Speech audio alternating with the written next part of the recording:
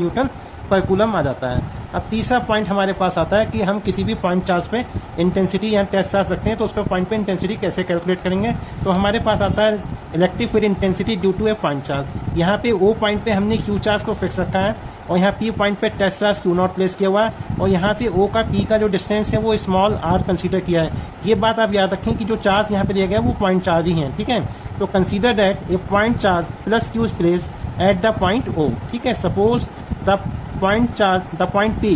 is at a distance small r from the point O where the electric field intensity due to plus Q is to be determined,